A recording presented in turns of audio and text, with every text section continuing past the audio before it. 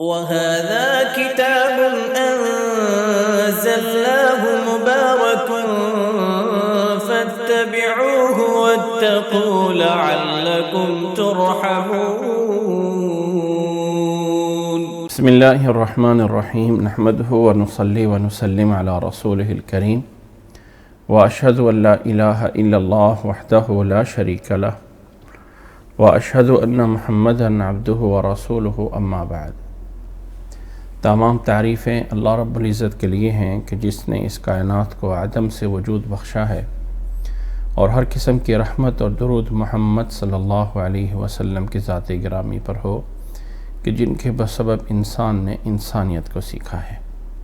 تفسیر القرآن کی یہ آج کلاس جو ہے وہ ہماری 9 نمبر کلاس ہے، اور آج ہم اس کلاس کے اندر سورۃ البقرہ کی آیت نمبر 8 سے شروع کریں گے۔ اللہ سے دعا ہے کہ اللہ تعالیٰ ہمیں سننے، سمجھنے اور عمل کرنے کی توفیق عطا فرمائے۔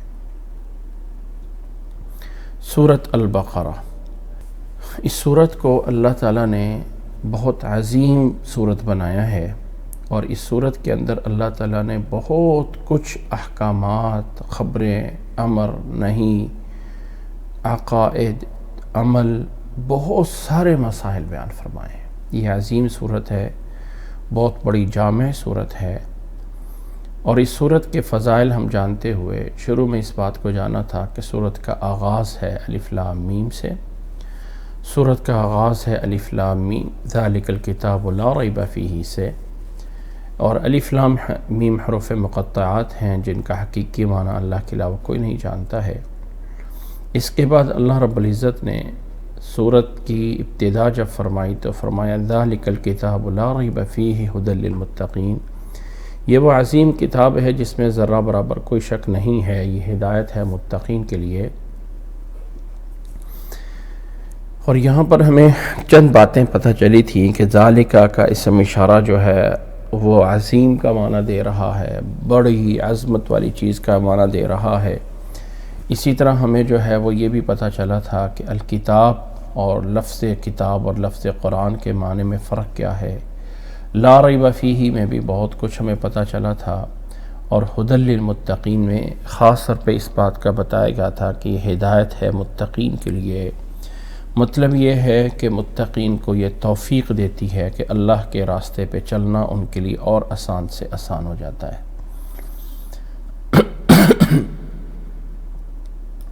جی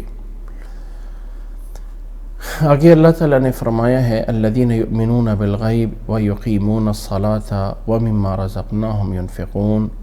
متقین کون لوگ ہیں؟ ان کو اللہ تعالیٰ نے شروع میں 2 آیتوں کے بعد پھر آگے اللہ تعالیٰ نے 3 آیات میں ان متقین کی بڑی عظیم صفات بیان فرمائیں، اور فرمایا والذین یؤمنون بما انزل الیک الذین یؤمنون بالغیب ویقیمون الصلاۃ ومما رزقناہم ینفقون۔ فرمایا متقین وہ لوگ ہیں جو غیب پہ ایمان لاتے ہیں، جو نماز قائم کرتے ہیں، اور ہمارے دیے ہوئے میں سے اللہ کے راستے میں خرچ کرتے ہیں۔ آگے اللہ تعالیٰ نے فرمایا والذین یؤمنون بما انزل الیک وما انزل من قبلک وبالآخرۃ ھم یوقنون۔ اسی طرح متقین کے اندر ان کی صفت یہ ہے کہ وہ ایمان لاتے ہیں ان تمام چیزوں پر جو آپ کی طرف نازل کی گئی ہیں اور جو آپ سے پہلے نازل کی گئی ہیں، اور وہ آخرت پہ یقین رکھنے والے ہیں۔ اس کے بعد ہم نے اس بات کو جانا تھا کہ الذین یؤمنون بالغیب ویقیمون الصلاۃ ومما رزقناہم ینفقون والذین یؤمنون بما انزل الیک وما انزل من قبلک وبالآخرۃ ھم یوقنون۔ ان لوگوں کا انجام یہ ہے، ان لوگوں کا انجام جو ہے وہ یہ ہے کہ یہ لوگ اولئک علی ھدی من ربہم، اپنے رب کی طرف سے ہدایت پر ہے، اور یہی لوگ جو ہیں وہ کامیاب ہونے والے ہیں۔ اولئک علی ھدی من ربہم واولئک ھم المفلحون، یہی لوگ کامیاب ہونے والے ہیں اور یہی لوگ جو ہیں وہ ہدایت پر ہیں۔ اس کے بعد اللہ تعالیٰ نے 2 آیتوں میں منافقوں کا 2 آیتوں میں ان کافروں کا ذکر کیا جو بہت بڑے کافر تھے، اللہ تعالیٰ نے ان کا جو ہے وہ 2 آیتوں میں ذکر کیا. فرمایا ان الذین کفروا سواء علیہم اانذرتہم ام لم تنذرہم لا یؤمنون.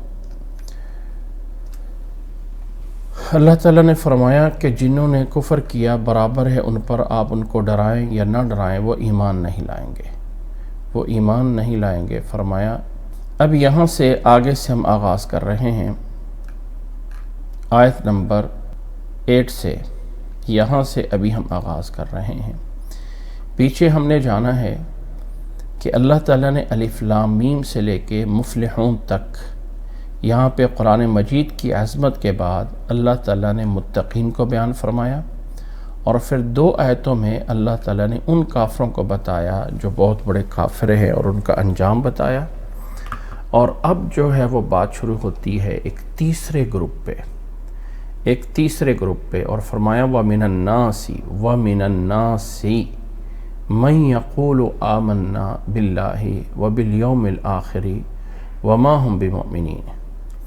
فرمایا اور، یہ واو اور کا معنی دے رہی ہے، من سے کا معنی دیتا ہے، اور الناس جو ہے یہ لوگوں کے معنی میں ہوتا ہے.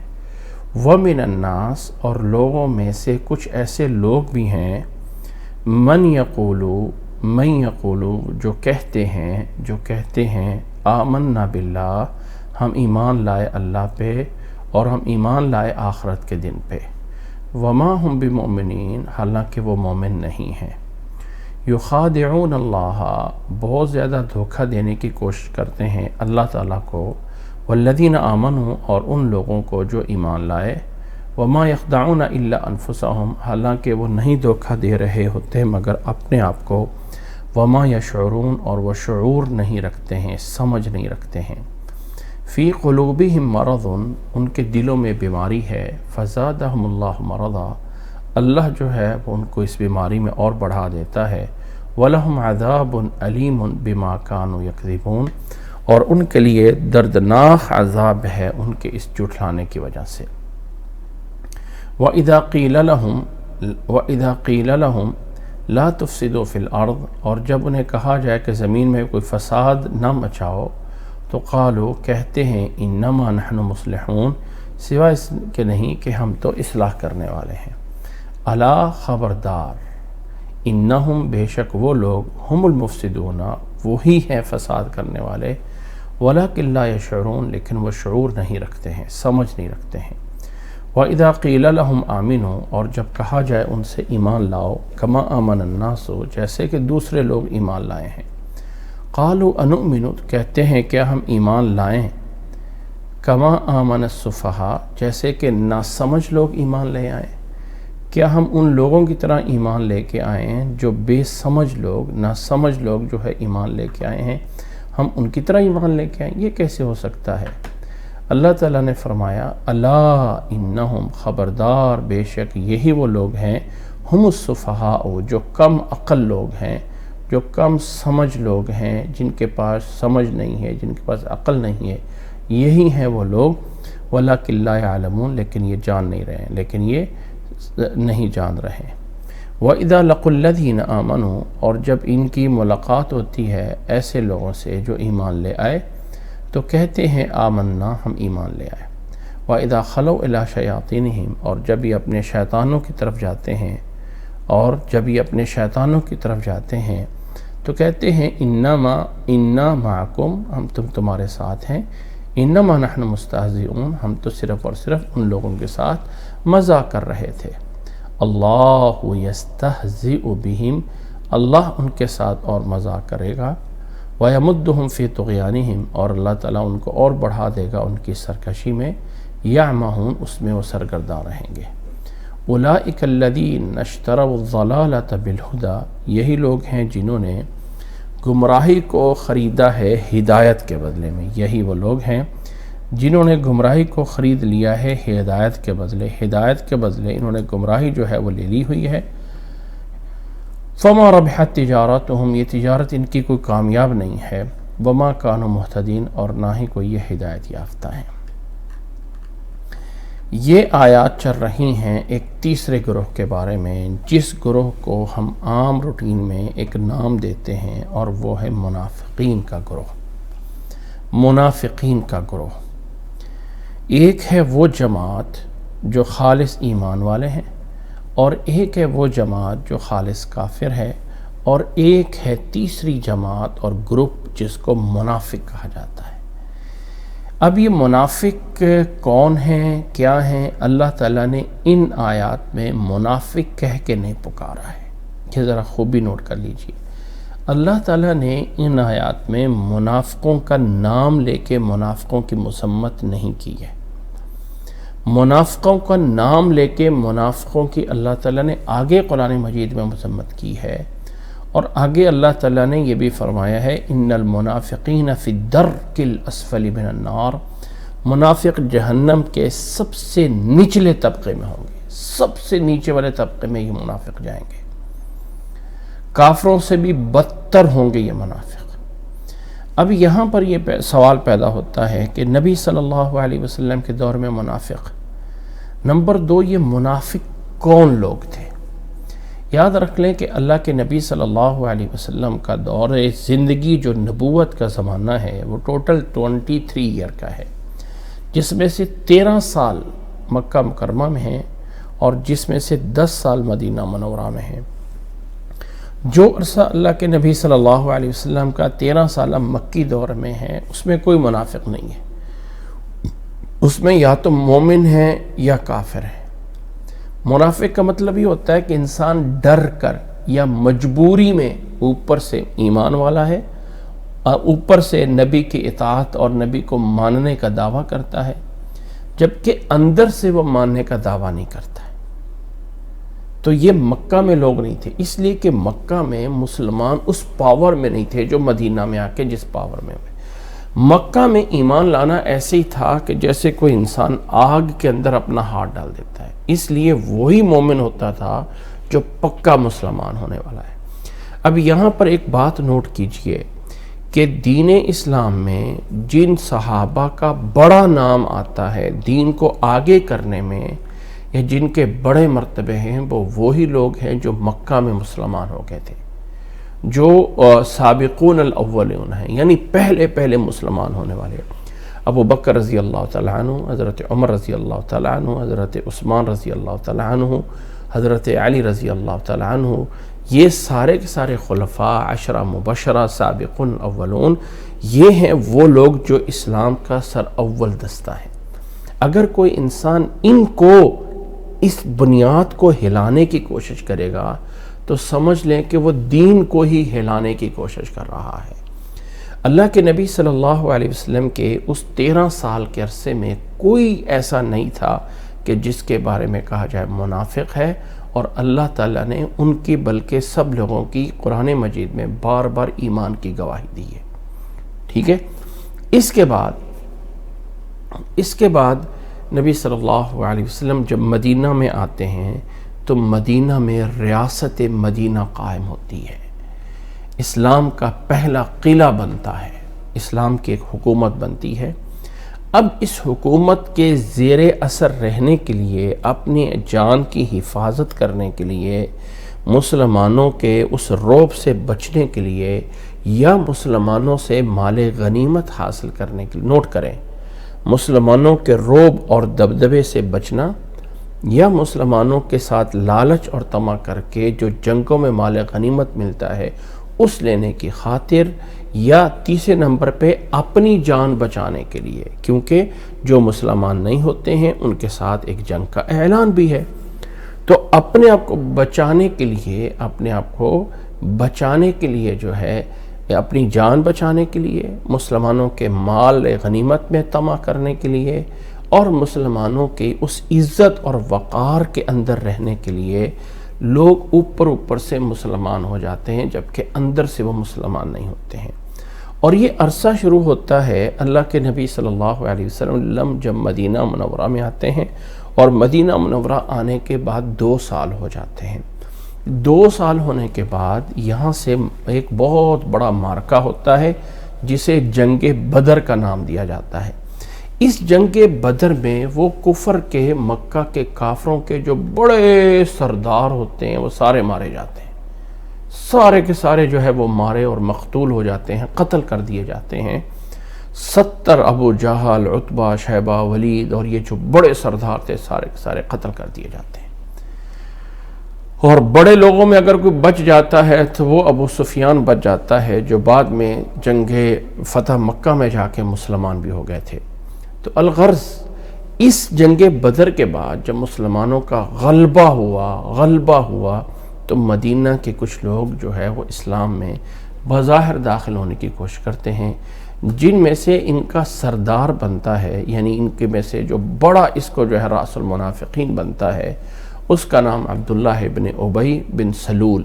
عبداللہ بن ابی بن سلول جو ہے یہ ایک بڑا بنتا ہے، اور اس کی وجہ کیا تھی کہ نبی صلی اللہ علیہ وسلم جب مدینہ منورہ میں تشریف نہیں لائے تھے، اس وقت لوگ اس کو اپنا بادشاہ بنا رہے تھے کہ یہ ہمارا جو ہے وہ بادشاہ بن جائے گا۔ لیکن ادھر سے نبی صلی اللہ علیہ وسلم کی آمد ہو گئی اور اس کی بادشاہت ختم ہو گئی، تو اب اس کو وہ اپنی بادشاہت کا جو لالچ تھا اور طمع تھا، اس کی وجہ سے اس نے بظاہر تو اسلام میں داخل ہو گیا، لیکن اندر سے مسلمانوں کی جو ہے وہ اس نے مخالفت کی۔ اب ویسے اللہ کے نبی صلی اللہ علیہ وسلم کے دور میں ایسے نام اعلانیہ طور پہ نہیں بتائے گئے تھے کہ یہ منافق ہیں۔ اس کو اعلانیہ طور پہ بتانے سے پہلے میں ذرا اس کو اور تھوڑا سا واضح کر دوں کہ منافق بنیادی طور پہ 2 طرح کے لوگ ہیں۔ ایک ہیں وہ جو قبیلہ اوس اور قبیلہ خزرج سے جن کا تعلق تھا، یعنی مدینہ کے رہنے والے عام لوگ جو 2 بڑے قبیلے تھے ان کے لوگ، جن کا تعلق یعنی اس اوس اور خزرج کے قبیلے سے تھا۔ دوسرا مدینہ میں رہنے والے 3 قبیلے اور تھے جو کہ یہود کے قبیلے تھے، یہودیوں کے، بنو قینقاع، بنو قریظہ، بنو نذیر۔ ان 3 قبیلوں سے بھی کچھ یہودی لوگ مسلمانوں کے ساتھ اسلام ظاہر کر کے اندر داخل ہوتے ہیں۔ تو گویا کہ یہاں پر منافقین کے صفوں میں 2 طرح کے لوگ ہیں، ایک یہود سے آنے والے اور ایک جو ہے وہ دوسرے عرب کے قبیلوں سے آنے والے جو کہ اوس اور خزرج سے ہیں۔ اگر ان کے نام ہم تاریخ میں نکالنے کی کوشش کریں، اگر ہم اشارے اور کنایہ سے جمع کرنے کی کوشش کریں تو واللہ عالم آپ لوگوں کو شاید وہ واقعہ یاد ہو، جنگ تبوک کا واقعہ، کہ جس میں حدیث کعب بن مالک ایک معروف روایت ہے کہ 3 لوگ اس جنگ میں پیچھے رہ گئے تھے، اور ان کے بارے میں اللہ تعالیٰ نے قرآن مجید میں آیات بھی نازل فرمائیں ان 3 لوگوں کے بارے میں۔ وَعَلَى الثَّلَاثَةِ الَّذِينَ خُلِّفُوا حَتَّى إِذَا ضَاقَتْ عَلَيْهِمُ الْأَرْضُ بِمَا رَحُبَتْ وَضَاقَتْ عَلَيْهِمْ أَنفُسُهُمْ وَظَنُّوا أَن لَّا مَلْجَأَ مِنَ اللَّهِ إِلَّا إِلَيْهِ۔ وہ جو منافقین تھے، یعنی وہ جو 3 لوگ پیچھے رہ گئے تھے، اس میں رہنے والوں میں 3 لوگ ایسے بھی ہیں جو پکے مسلمان تھے، جن میں کعب بن مالک رضی اللہ تعالیٰ عنہ ہے۔ اور کعب بن مالک رضی اللہ تعالیٰ عنہ اس حدیث میں یہ کہتے ہیں کہ جب میں مدینے میں پیچھے رہا تو میں نے مدینہ میں دیکھا کہ مدینہ میں جو ہے وہ 80 شخصاً، کہ 80 کے قریب لوگ کچھ مدینہ میں رہ گئے تھے، 80 پلس سم تھنگ، 80 کے ساتھ کچھ لوگ جو ہے وہ مدینہ میں رہ گئے تھے۔ تو یہاں سے ایک اندازہ لگانا کہ وہ لوگ جو ہیں کوئی 80 کے قریب لوگ تھے۔ اسی طرح ان کے اگر نام نکالے جائیں ہم مختلف روایات سے ایسے لوگوں کا جنہوں نے نفاق ظاہر ہوتا ہے، تو سب سے پہلے نمبر پہ نام آتا ہے عبداللہ بن ابی۔ عبداللہ بن ابی جیسے میں نے بتا دیا ہے، عبداللہ بن ابی بن سلول۔ میں یہاں پہ کچھ نام جمع کیے ہیں، تو میں ذرا اس ٹیکسٹ کو، عربی ٹیکسٹ ہے لیکن تھوڑا سا کوشش کرتا ہوں کہ اگر ہمیں کچھ نظر آ جائے اور سمجھ آ جائے، صرف اس لیے کہ یہ چیزیں ان کے بھی پیچھے ایک وجہ ہے بیان کرنے کی، جو کہ میں انشاءاللہ تعالیٰ آپ لوگوں کو بعد میں بتاتا ہوں کہ مین وجہ کیا ہے۔ جن میں پہلا شخص آتا ہے جس کا نام ہے، یہ میں یہاں انٹر کر رہا ہوں، عبداللہ بن ابی بن سلول، وہو رأس المنافقین، جو سب سے بڑا منافقوں کا سردار بنا۔ دوسرا جس کا نام آتا ہے الجد ابن قیس، تیسرا جس کا نام آتا ہے المعتب ابن قشیر، تیسرا جس کا نام آتا ہے جلاس ابن سوید۔ یہ وہی شخص ہے جس کے بارے میں آیت نازل ہوئی تھی یحلفون باللہ ما قالوا وَلَقَدْ قَالُوا كَلِمَةَ الْكُفْرِ، یہ وہ لوگ ہیں جنہوں نے یعنی کلمہ کفر کہا ہے اور اللہ کے بارے میں قسمیں اٹھاتے ہیں۔ اور اسی طرح ایک عبداللہ ابن سبا یہودی جو ہے وہ بھی اس لسٹ میں آیا ہوا ہے۔ عبداللہ بن سبا ایک یہودی تھا۔ اسی طرح اگر ہم ذرا غور کرتے جائیں، میں کہاں سے لے رہا ہوں، آخری صورتوں میں جس نے صورت علق اور صورت فلق میں، صورت فلق اور صورت ناس میں جن لوگوں نے یہودیوں نے نبی صلی اللہ علیہ وسلم پہ جادو کرنے کی کوشش کی تھی اور اللہ کے نبی صلی اللہ علیہ وسلم کی مجلس میں آیا کرتے تھے، ان میں لبید بن عاصم جس کا تعلق بنی زرع کے قبیلے سے تھا، جو یہود کا حریف تھا، جس نے یہ کیا تھا۔ اسی طرح صحیح البخاری میں اسی طرح ایک اور شخص آتا ہے جس کے بارے میں آیت وَمِنَ النَّاسِ مَن يُعْجِبُكَ قَوْلُهُ فِي الْحَيَاةِ الدُّنْيَا، اس میں ایک لسٹ میں آتا ہے کہ ایک نام تھا اخنس بن ابی شریق، اخنس بن ابی شریق الثقفی، جو ایمان والوں کے ساتھ بڑا ایمان کرتا تھا لیکن اندر سے ایمان والوں سے نفرت کرتا تھا۔ اسی طرح زید ابن سعید القینقاعی اور ودیع بن ثابت، عمر بن عوف، بنی عمر، یہ اس قبیلے سے، عمر بن عوف کے قبیلے سے ہے۔ اچھا، یہ میں اس لیے بتا رہا ہوں کہ یہ وہ لوگ ہیں جن کے نام آتے ہیں کہ غزوہ تبوک سے پیچھے رہے تھے۔ اسی طرح کچھ اور نام بھی آتے ہیں۔ میں ان ناموں سے اشارہ اس لیے کیا کہ ذرا یہ بتائیے کہ ان تمام ناموں میں وہ معروف لوگ جو احادیث کی روایت کرنے والے ہیں وہ کوئی بھی موجود نہیں ہے۔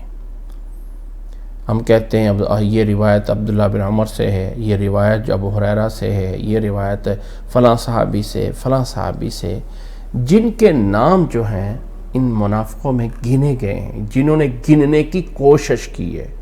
یاد رکھ لیں کہ اللہ کے نبی صلی اللہ علیہ وسلم نے اپنے دور میں بتائے نہیں ہیں کون کون منافق تھے۔ اللہ کے نبی صلی اللہ علیہ وسلم نے صرف ایک صحابی کو بتایا تھا، حضرت حذیفہ رضی اللہ تعالیٰ عنہ کو، اور انہیں کہا تھا کہ کسی کو بتانا نہیں ہے ان کا نام، صرف اور صرف وہ واقعات جو کسی حدیث میں آئے، فلاں نے یہ کیا، فلاں نے یہ کیا، فلاں نے یہ کیا، ان واقعات سے یہ تھوڑے سے نکالنے کی کوشش کی ہے کہ یہ وہ لوگ ہیں جنہوں نے جو ہے یہ کیا، وہ کیا، وہ کیا، وہ کیا، اس طرح کر کے لوگ ہیں جن سے ان کے نام نکالے گئے ہیں۔ اللہ کے نبی صلی اللہ علیہ وسلم نے براہ راست نہیں بتایا تھا۔ ٹھیک ہے، یہاں پر ثابت یہ کرنا چاہتے ہیں کہ کچھ لوگ یہ سمجھتے ہیں کہ نبی کے دور میں چونکہ منافق عام تھے تو اللہ کے نبی کی احادیث کو نقل کرنے والے بھی منافق ہو سکتے ہیں، اور ان منافقوں سے جب آگے حدیث آئیں تو حدیثوں پہ تو اعتبار ہی ختم ہو گیا، کیونکہ نقل کرنے والے منافق تھے۔ تو اس لیے تھوڑے سے نام بتائے گئے ہیں کہ یہ وہ لوگ ہیں جن سے حدیث کی ایک روایت بھی کتب احادیث پہ موجود نہیں ہے، جن سے ایک روایت بھی کتب حدیث پہ موجود نہیں ہے۔ یہ 82 لوگ تھے، یا کچھ لوگوں نے کہا 14 یا 15 لوگ تھے، کچھ لوگوں نے کہا کہ 100 کے قریب لوگ تھے۔ مختلف طریقے سے لوگوں نے جمع کرنے کی کوشش کی ہے۔ اللہ کے نبی صلی اللہ علیہ وسلم کے دور میں یہ منافق۔ اب اس کے بعد اسی طرح کچھ لوگوں نے وہ والا گروہ جو حضرت عثمان رضی اللہ تعالیٰ عنہ کی شہادت میں ملوث تھا، جس میں عبداللہ ابن سبا یہودی بھی تھا اور اس کے کرندے، ان لوگوں میں سے جو نبی کے دور میں رہے ہیں ان کو بھی منافقین میں شمار کیا گیا ہے۔ الغرض یہ تھا اس دور کے منافق، اور ان تمام منافقوں سے دین آگے نہیں چلا ہے۔ اللہ نے دین کی حفاظت کی ہے، جیسے اللہ نے قرآن مجید کی حفاظت کی ذمہ داری لی ہے، ایسے ہی اللہ تعالیٰ نے نبی کی حدیث، نوٹ کر لیں یہ بات، نبی کی حدیث کی بھی حفاظت کی ذمہ داری لی ہے۔ اللہ کا قرآن بھی محفوظ ہے اور نبی کی حدیث بھی محفوظ ہے۔ جن لوگوں نے ان میں احادیثیں داخل کرنے کی کوشش کی ہیں مسلمانوں کی تاریخ میں اتنے بڑے بڑے اصول اور ضابطے ہیں کہ ان ضعیف اور من گھڑت روایات کو اس طرح کر کے نکال کے الگ کر دیا گیا ہے کہ جیسے کوئی آٹے سے بال نکال کے الگ کر دیا جاتا ہے۔ تو ایسے اصول اور ایسے محدثین پیدا کیے جنہوں نے اتنی بڑی محنتیں کی ہیں کہ دنیا کی تاریخ میں ہسٹری میں ایسا نظام نہیں ملتا ہے جس نظام کے تحت مسلمانوں نے اپنے نبی کی روایات اور احادیث کو جمع کیا ہے۔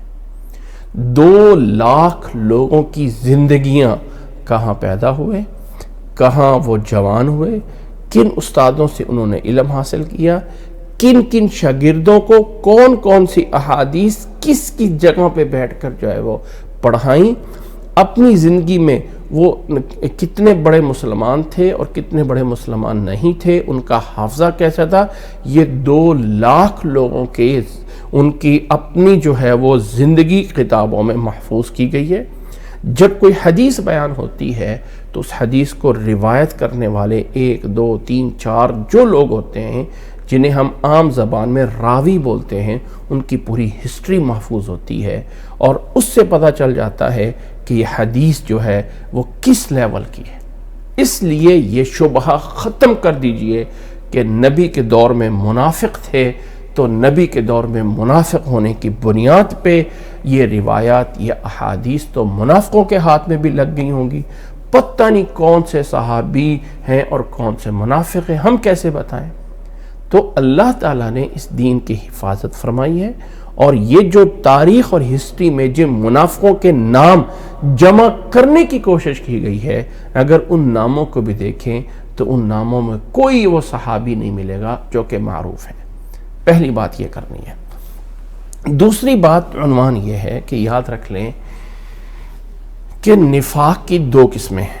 نفاق کی 2 قسمیں ہیں۔ ایک ہے وہ نفاق جو کہ انسان کے عقیدے میں ہے۔ عقیدے کا مطلب کیا ہے کہ انسان اوپر سے مسلمان ہے اور اندر سے جو ہے وہ مسلمان نہیں ہے بلکہ کافر ہے، مشرک ہے، یہودی ہے، اہل کتاب سے تعلق رکھتا ہے۔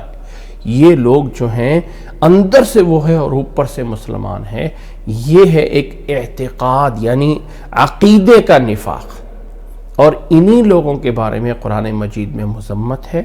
انہی لوگوں کے بارے میں کہا گیا ہے ان المنافقین فی الدرک الاسفل من النار، جہنم کے سب سے نچلے طبقے میں یہ ہوں گے، اور یہ جو ہے سب سے یعنی بڑا عذاب ان کو ہوگا۔ یہ منافقین جو ہے جو اوپر سے مسلمان ظاہر کی اور اندر سے یہ کافر تھے، اور نبی صلی اللہ علیہ وسلم ان کو جانتے تھے، لیکن اللہ کے نبی صلی اللہ علیہ وسلم کے علاوہ کسی کو اجازت نہیں تھی کہ وہ کسی دوسرے کو منافقوں میں شمار کر دے۔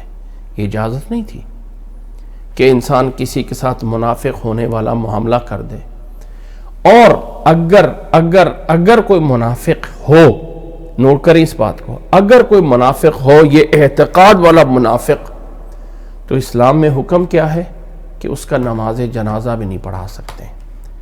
اللہ نے اپنے نبی کو کہا تھا وَلَا تُصَلِّ عَلَيْهِمْ، یعنی ان تستغفر لهم 70 مرۃ لن یغفر اللہ لهم۔ اللہ کے نبی صلی اللہ علیہ وسلم سے فرمایا تھا کہ اگر آپ ان کی 70 بار بھی ان کے لیے استغفار کریں گے تو اللہ تعالیٰ معاف نہیں کرے گا۔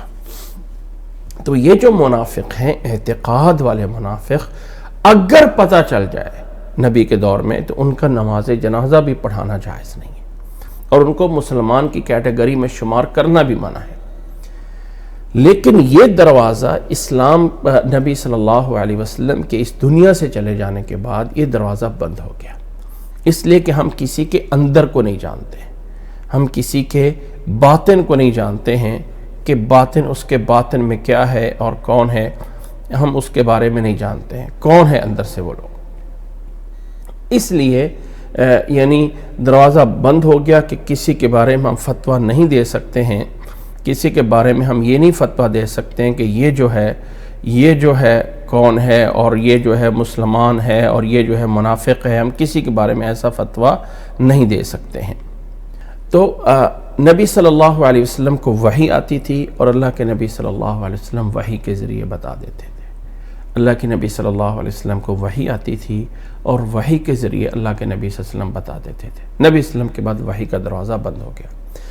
اب یا تو ظاہراً مسلمان ہیں یا کافر ہیں، بس کسی کے بارے میں ہم یہ ظاہری طور پہ فتویٰ نہیں لگا سکتے ہیں کہ یہ منافق ہے اور اس کا نماز جنازہ جائز نہیں ہے. نہیں، یہ ہم نہیں کہہ سکتے. یہ صرف اور صرف اندر سے دل سے جانا جاتا تھا اور یہ صرف اور صرف نبی صلی اللہ علیہ وسلم بتا سکتے تھے. اللہ کے نبی صلی اللہ علیہ وسلم کے بعد دل کی راز جاننا وہ اللہ کے نبی وحی کے ذریعے بتاتے تھے، اور اب وحی کا دروازہ بند ہو چکا ہے. امید ہے کہ یہ بات ہمیں سمجھ آ گئی. وحی کا دروازہ جو ہے وہ اب بند ہو چکا ہے. ہاں، اگر کوئی منافق اندر سے ہے تو اللہ کے ہاں مجرم ہے. ہمارے ہاں اگر کسی نے اوپر سے کلمہ پڑھا ہوا ہے تو ہم اس کو مسلمانوں میں ہی شمار کریں گے. یہ والا منافق نہیں کہہ سکتے. یہ ہے نفاق کی ایک قسم. دوسری نفاق کی قسم ہے کہ عملی منافق، یعنی عمل اندر سے اعتقاد سے وہ پکا مسلمان ہے لیکن اپنے عملوں میں کمی کوتاہی ہے. تو یہ جو عملوں میں کمی کوتاہی ہے، یہ عمل میں کمی ہو جانے سے بھی انسان میں اتنا سا نفاق پایا جاتا ہے، لیکن یہ وہ نفاق نہیں ہے کہ جس کی وجہ سے آپ کہہ سکیں کہ ہم اس کو منافقوں کے درجے میں ڈال دیں. کوئی انسان اوپر سے کہتا ہے کہ میں مسلمان ہوں لیکن پوری طرح نمازیں نہیں ہوتی ہیں، پوری طرح دین کے اعمال نہیں ہوتے ہیں. اللہ کے نبی صلی اللہ علیہ وسلم کی ایک حدیث ہے، آیت المنافق ثلاث، منافق کی 3 نشانیاں ہیں. جب وہ بات کرتا ہے تو جھوٹ بولتا ہے، جب کوئی امانت رکھی جائے تو اس میں خیانت کرتا ہے، جب کوئی وعدہ کیا جائے تو اس کی خلاف ورزی کرتا ہے. اور بخاری کی روایت میں ایک اضافہ بھی موجود ہے کہ جب کہیں لڑائی اور جھگڑا کرتا ہے تو وہ اپنے آپ سے بھی باہر ہو جاتا ہے. اور ایک دوسری حدیث میں بتایا گیا کہ اللہ کے نبی صلی اللہ علیہ وسلم نے فرمایا کہ انسان میں جتنی یہ تھوڑی چیزیں ایڈ ہوتی جائیں اتنا اس کے اندر نفاق ہوتا جائے گا. تو یہ سارا عمل کا نفاق ہے، اور اس عمل والے منافق پہ ہم وہ اعتقاد والے منافق کا فتویٰ نہیں لگا سکتے، وہ نہیں لگا سکتے. یہ بندے کے اندر جتنے یہ چیزیں پائی جائیں گی یہ گناہ کبیرہ، بڑے گناہوں میں شمار ہوں گی، لیکن اس بندے کو ہم مسلمان ہی کہیں گے، اس کو منافق یا کافر نہیں کہہ سکتے ہیں.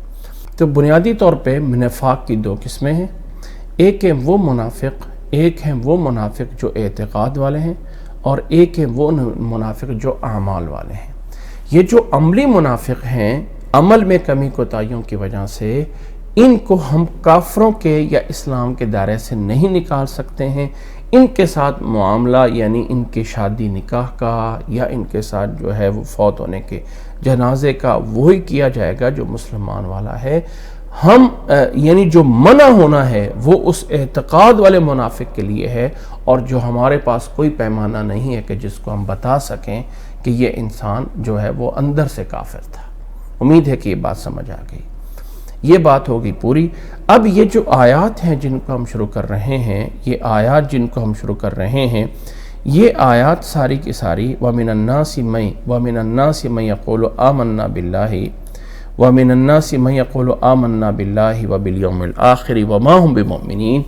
یہ آیات ان لوگوں کے بارے میں ہیں، یہ آیات ان لوگوں کے بارے میں ہیں جو کہ اعتقاد کے منافق تھے، جو کافر تھے. ان کے بارے میں، ان لوگوں کے بارے میں اللہ تعالیٰ نے یہاں پہ بتایا ہے. اب یہ جو اعتقاد کے منافق تھے، یہاں پر ان اعتقاد کے منافقوں کی بھی 2 طرح کے لوگ تھے. میں دوبارہ بتا دوں 2 طرح کے کون سے لوگ تھے. ایک وہ تھے جو یہودیوں میں سے کچھ لوگ تھے جو ظاہراً مسلمانوں کے اندر داخل ہو رہے تھے اور منافق بن کے مسلمان اپنے آپ کو شمار کرتے تھے. وہ جیسے لبید بن عاصم اور اس طرح کے لوگ، اور کچھ دوسرے کافروں میں سے بھی کچھ تھوڑے سے، جیسے عبداللہ ابن ابی ابن سلول جو تھے، یہ تھے وہ لوگ جو یہود کے علاوہ میں سے منافق تھے. تو 2 طرح کے لوگ. اب ان کو میں دو طرح کے لوگوں کو اس لیے بتا رہا ہوں کہ آگے کی آیات میں اللہ تعالیٰ نے فرمایا ہے اس آیت میں وَمِنَ النَّاسِ مَن يَقُولُ آمَنَّا بِاللَّهِ وَبِالْيَوْمِ الْآخِرِ کہ لوگوں میں سے کچھ لوگ ہیں جو کہتے ہیں ہم اللہ پہ ایمان لائے اور آخرت پہ ایمان لائے، حالانکہ وہ مومن نہیں ہیں۔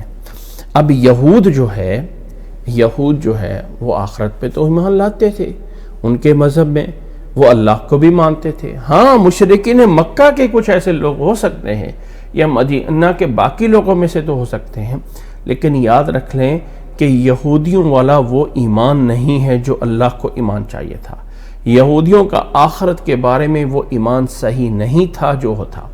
یہاں پر بظاہر منافقین جو ہیں، یہود کے منافقین، وہ کیا تھے؟ وہ نبی کو نہیں مانتے تھے، اللہ کو بھی مانتے تھے، آخرت کو بھی مانتے تھے، لیکن وہ نبی کو نہیں ماننا چاہتے تھے، نبی کو نہیں ماننا چاہتے تھے۔ اسی طرح یہ جو دوسرے عرب کے کفار تھے، مین چیز تو نبی ٹارگٹ تھا، اللہ یا آخرت کا دن تو نہیں تھا۔ لیکن یہاں پر اللہ تعالیٰ نے اس آیت میں بیان فرمایا ہے وَمِنَ النَّاسِ مَن يَقُولُ آمَنَّا بِاللَّهِ وَبِالْيَوْمِ الْآخِرِ کہ کچھ لوگ کہتے ہیں ہم اللہ پہ ایمان لائے اور آخرت پہ ایمان لائے، حالانکہ اللہ پہ ایمان لانا اور آخرت پہ ایمان لانا تو اختلافی مسئلہ ہی نہیں تھا۔ اختلافی مسئلہ تو نبی محمد صلی اللہ علیہ وسلم پہ ایمان لانا تھا اور اس کو ماننا تھا۔ تو یاد رکھ لیں اللہ تعالیٰ پہ ایمان لانا اور آخرت پہ ایمان لانا یہ تبھی مکمل ہے کہ جب محمد صلی اللہ علیہ وسلم کو مانا جائے، کیونکہ اللہ تعالیٰ نے فرمایا قرآن مجید میں قُلْ إِن كُنتُمْ تُحِبُّونَ اللَّهَ فَاتَّبِعُونِي، نبی کی اطاعت موجود ہے تو اللہ پہ ایمان بھی مانا جائے گا۔ اب اگر نبی کی اطاعت موجود نہیں ہے تو اللہ پر ایمان بھی قابل اعتبار نہیں ہے۔ یعنی یہاں پر منافقوں کے اندر ان کو بظاہر نبی صلی اللہ علیہ وسلم سے ضد تھی، تو اللہ تعالیٰ نے منافقوں کا وہ نہیں ذکر کیا کہ وہ نبی کو نہیں مانتے، بلکہ اللہ کا نہ ماننا اور آخرت کے نہ ماننے کو ذکر کیا، کیونکہ نبی کا مین مقصد یہ ہے، نبی کے منوانے کا مین مقصد یہ ہے آنے کا کہ اللہ کو مان لو اور آخرت کو مان لو۔ اور یہ بھی اس لیے کہا گیا ہے اس سورت کو کہ سورت کی ایک مناسبت رہے، کیونکہ سورت کے شروع میں آیا تھا اللہ تعالیٰ نے فرمایا تھا الذین یؤمنون بالغیب ویقیمون الصلاۃ ومما رزقناہم ینفقون والذین یؤمنون بما انزل الیک وما انزل من قبلک وبالآخرۃ ہم یوقنون۔ وہ جو متقین کی صفتیں بیان کی تھی اس کو ایک اٹیچمنٹ دینا ہے۔ عربی زبان میں ایک ایسا اسلوب پائے جاتے ہیں کہ الفاظ بول کے اشارے بھی ساتھ مقصود ہوتے ہیں۔ تو پیچھے جو متقین کی صفتوں میں ایمان باللہ اور ایمان بالآخرت کا ذکر تھا، تو یہاں پر بھی منافقوں کے لیے ایمان باللہ اور آخرت کا منکر ہونا ان کا ذکر کیا گیا ہے کہ یہ اس کیٹیگری میں نہیں آتے ہیں۔ حالانکہ اس دور کے جو منافق تھے ان کا اصل اللہ یا آخرت سے اعتراض نہیں تھا۔ وہ جو یہود کے منافق تھے ان کا بھی اعتراض نبی پہ تھا کہ ہم اس کو رسول نہیں مانتے، اللہ کو ماننا ہے، آخرت کو ماننا ہے، وہ الگ بات ہے۔ وہ اصل ان کا ٹارگٹ نبی کو نہ ماننا تھا۔ لیکن یہاں پر اشارہ اس بات کی طرف ہے کہ نبی کا نہ ماننا یہ اللہ پہ ایمان نہیں ہو سکتا ہے، آخرت پہ ایمان نہیں ہو سکتا ہے، وہ ہمیں اس بات سے سمجھنا ہے۔ اب ذرا اس آیت کی ہم جزیات پہ چلتے ہیں۔ سب سے پہلے واو حرف عطف ہے، وا جس کا معنی ہے اور۔ یہ جو وا حرف عطف ہے، یاد رکھ لیں کہ پیچھے جو اللہ تعالیٰ نے کافروں کا ذکر کیا ہے ان الذین، یہاں پر اللہ تعالیٰ نے وا نہیں ذکر کیا ہے۔ اس سے پیچھے اللہ تعالیٰ نے جو متقین کو ذکر کیا ہے وہاں پر اللہ تعالیٰ نے واو ذکر نہیں کیے، بلکہ ہو سکتا ہے کہ اس کو متقین کی صفت بنایا گیا ہو۔ اللہ تعالیٰ نے یہ نہیں فرمایا ذالک الکتاب لا ریب فیہ ھدی للمتقین والذین یؤمنون، جبکہ یہاں واو کو پیچھے ساتھ جوڑا گیا والذین یؤمنون بما انزل الیک وما انزل من قبلک۔ اس تیسری آیت کو دوسری آیت کے ساتھ واو کے ساتھ جوڑ دیا گیا، ٹھیک ہے، جبکہ اس آیت کو پیچھے والی آیت کے ساتھ صفت بنانا تھا تو نہیں جوڑا گیا، لیکن صفت موصوف میں اس کو جوڑا گیا متقین کے ساتھ۔ اسی طرح اب یہاں پر وَأُولَئِكَ هُمُ الْمُفْلِحُونَ میں وَإِنَّ الَّذِينَ كَفَرُوا کو وَإِنَّ الَّذِينَ كَفَرُوا کہہ کے نہیں بولا، بلکہ کلام کا ایک نیا استئناف اور نئی کلام اور نئی بات شروع کی گئی ہے جب اللہ تعالیٰ نے کافروں کو بیان کرنا شروع کیا ہے. لیکن جب ان کافروں کے بعد وَمِنَ النَّاسِ کیا تو یہاں سے مِنَ النَّاسِ سے نہیں واو ذکر کیا کہ جیسے یہ لوگ جس طرح کر کے اٹیچمنٹ وَالَّذِينَ يُؤْمِنُونَ کا پیچھے اٹیچمنٹ تھی متقین کے ساتھ، اسی طرح ان منافقوں کا بھی ایک عطف ہے ان کافروں کے ساتھ. یعنی جیسے یہ لوگ کافر ہیں اسی طرح ایک اور گروپ بھی ہے جو کہ منافقوں کا ہے، اور وہ اس پورے آگے والے گروپ کی ساری آیات کا اس پیچھے والے سارے گروپ کے اوپر جو ہے عربی گرامر کے حساب سے جانے تو ایک عطف پایا جاتا ہے. یعنی واو جو ہے یہ اشارہ کر رہی ہے کہ یہ والا گروپ آپس میں ایک دوسرے سے ملتا جلتا ہے. تو یہ والا پورا گروپ اور آگے والا یہ پورا گروپ ہے، یہ ہے واو جو کہ معنی دے رہی. آگے ہے من الناس. یہاں پر ایک صرف اور صرف ایک میں اللہ اکبر، یہاں پر میں ایک تھوڑا سا گرامر کی ایک بات بتا دوں کہ من الناس میں یہ جو من ہے یہ اصل میں مین کے اوپر جو ہے وہ جزم ہوتی ہے، یعنی سکون ہوتا ہے. اگر میں اس کو الگ سے سمجھانا چاہوں تو اس کو میں تھوڑا سا بڑا کر دیتا ہوں تاکہ وہ بار بار آپ لوگوں کی طرف سے بڑا ہونا سکرین میں، جب میں اس کو الگ الگ کرتا ہوں تو پھر وہ آیت آگے پیچھے ہو جاتی ہے. جی تو اس میں جو من الناس ہے وَمِنَ النَّاسِ، یہ جو من ہے یہ اصل میں من کے نیچے زیر ہے اور نون کے اوپر جو ہے وہ جزم ہے، اور جب اس کو آگے ملایا گیا تو نون کے اوپر فتحہ دے دیا گیا ہے، فتحہ. حالانکہ عربی میں قانون اور قاعدہ یہ ہے کہ جب ساکن کو آگے ملایا جاتا ہے تو اس کو کسرہ دیا جاتا ہے، یعنی ہونا یہ چاہیے تھا رول کے مطابق وَمِنِ النَّاسِ، من الناس نون کے نیچے زیر آنی چاہیے تھی، اس لیے کہ جزم کو ختم کیا جاتا ہے اور جزم کی جگہ پہ اگر حرکت دی جاتی ہے تو کسرہ دیا جاتا ہے. لیکن من الناس میں یہ ایک یاد رکھ لیں، ایک بات نوٹ کر لیجئے گا، جو لوگ عربی گرامر کے یا بلاغت کے سٹوڈنٹ ہیں ایک بات ذہن میں رکھ لیجئے گا کہ کوئی رول بھی کامل نہیں ہے. جو عربی گرامر کے قاعدے رول بنائے گئے ہیں یہ کلام پہلے سے موجود ہے اور اس کے قاعدے اور رول بعد میں بنائے گئے ہیں. تو ہر قاعدے اور رول میں کہیں نہ کہیں جو ہے وہ شاذ کی چیز پائی جاتی، یعنی اس رول کے اپوزٹ مناسبت سے کچھ نہیں، کسی نہ کسی وجہ سے وہ رول کا ایکسپشن جو ہے وہ موجود ہوتی ہے. یہ ذہن میں رکھ لیں. تو میم کے نیچے کسرہ نہیں دیا گیا اس لیے کہ پیچھے بھی میم کے نیچے کسرہ تھا. تو عربی زبان کا ایک دوسرا رول ہے کہ دو کسرے ایک ساتھ جب لگائے جائیں تو کلام میں ثقل پیدا ہو جاتا ہے، بوجھ پیدا ہو. من الناس پڑھنا مشکل تھا اس لیے نون پہ فتحہ دے دیا وَمِنَ النَّاسِ. صرف ہمیں جاننا چاہیے کہ یہ نہیں ہے کہ اب ہم قرآن مجید کو بدل سکتے، نہیں، لیکن عربی زبان کے حساب سے یہ نون جو ساکن تھا یہ فتحہ والا بن گیا ہے، فتحہ والا، کیونکہ یہاں پہ دونوں جو ہے وہ نہیں آ سکتے تھے. جی امید ہے کہ یہ بات سمجھ آ گئی. اس کے بعد آگے ہے لفظ ناس. آگے لفظ کیا ہے؟ ناس. الناس. یہ ناس کیا ہے؟ یہ جو الناس ہے یہ کیا ہے؟ الناس، اللہ اکبر. یہ جو ناس ہے یہ ناس بتایا جاتا ہے کہ انسان کی جمع ہے. کس کی جمع ہے؟ انسان. ان کی جمع ناس ہے. ایک ہوتا ہے انسان اور اس کی جمع بنا لی جائے تو غیر قیاسی طور پہ بن جاتی ہے ناسن. ناسن جو اس کی قسم ہے جمع ہے، ناس انسان سے ہے، یہ غیر لفظ سے جمع ہے. لیکن لفظ انسان یا ناس اس کا روٹ ورڈ کیا ہے، اس کے حروف اصلی کیا ہیں؟ تو دو طرح کے اس کے حروف اصلی بتائے جاتے ہیں، دو طرح کے. ایک یہ ہے کہ یہ انسان جو ہے نون سین اور یا سے نکلا ہوا ہے. نون سین اور یا کا مطلب یہ کہ نسیا بھول جانا. اور دوسرا یہ ہے اس کا ورڈ کہ یہ حمزہ اور نون اور سین سے ہے جس کا معنی ہے انس اور محبت. کہ انسان انس اور محبت سے نکلا ہوا ہے، اور دوسرا یہ ہے کہ انسان نون سین یا سے نکلا ہوا ہے جس کا معنی ہے بھولنا. لیکن واللہ عالم اس کے دونوں روٹ ورڈ جب ہم انسان کی اپنی اس کی دیکھتے ہیں نیچرل یا اس کی فطرت کو، تو پتہ چلتا ہے کہ انسان کے اندر نسیان بھی پایا جاتا ہے، بھول چوک بھی ہے، اور انسان کے اندر جو ہے وہ انس اور محبت بھی ہے. تو انسان کے اندر نسیان بھی ہے اور انسان کے اندر انس اور محبت بھی ہے.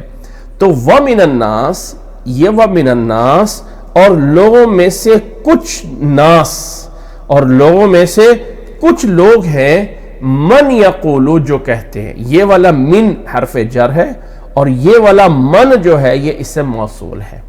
یہ اسم موصول جو ہے جو کے معنی میں، جو، جس کو، جنہوں نے، اس معنوں میں آتا ہے. لوگوں میں سے کچھ ایسے لوگ ہیں جو یہ کہتے ہیں. اس جو کا معنی دے رہا ہے یہ من.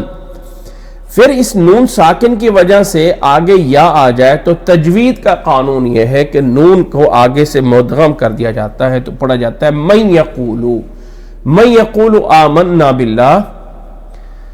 اب یہاں پر ذرا ایک بات میں سمجھانا چاہتا ہوں. وَمِنَ النَّاسِ، ناس جمع ہے، من آ رہا ہے، یقولو مفرد ہے، آمنا پھر جمع ہے، اور آخر میں وما ہم بمؤمنین ان پر جو خبر دی گئی ہے وہ بھی جمع کی شکل میں دی گئی ہے. نوٹ کریں، الناس جمع ہے، یقولو مفرد ہے، آمنا جمع ہے، آخر میں خبر ان کے بارے میں پھر جمع سے ہے. جی، وَمِنَ النَّاسِ مَن يَقُولُ آمَنَّا بِاللَّهِ وَبِالْيَوْمِ الْآخِرِ وَمَا هُم بِمُؤْمِنِينَ. اب یہاں پر اگر آپ غور کریں تو الناس جمع ہے، یقول مفرد ہے، آمنا مفرد ہے، آمنا جمع ہے، اور مؤمنون آگے پھر جمع ہے.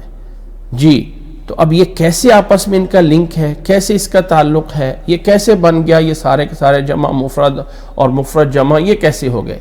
تو یاد رکھ لیں دوبارہ سے کہ یہ جو ناس جمع ہے اور آگے یہ من جو ہے یہ لفظی طور پہ واحد ہوتا ہے لیکن معنی میں جمع ہوتا ہے، یعنی لوگوں میں سے کچھ لوگ یہ من جو لفظی طور پہ یہ واحد ہوتا ہے عربی گرامر میں، اور اس کا معنی میں جو لوگ جو آتے ہیں تو یہ معنی جمع والا دیتا ہے.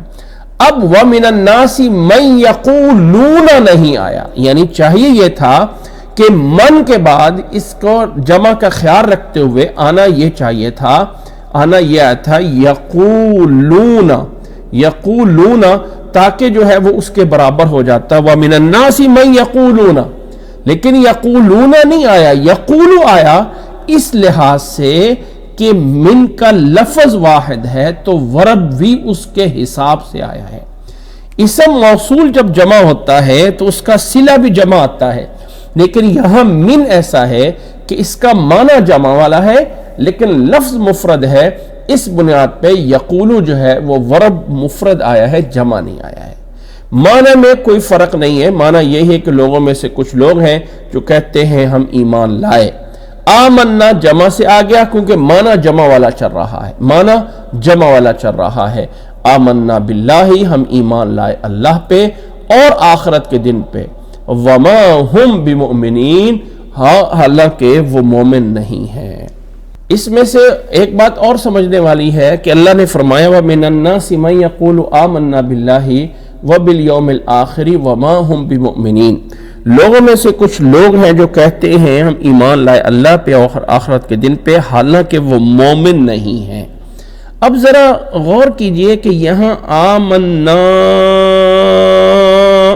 فعل ماضی کا صیغہ ہے اور مؤمنین اسم فاعل ہے. اگر اس کو مناسبت سے ذکر کیا جائے تو یہ بننا چاہیے تھا کہ وَمِنَ النَّاسِ مَن يَقُولُ آمَنَّا بِاللَّهِ وَبِالْيَوْمِ الْآخِرِ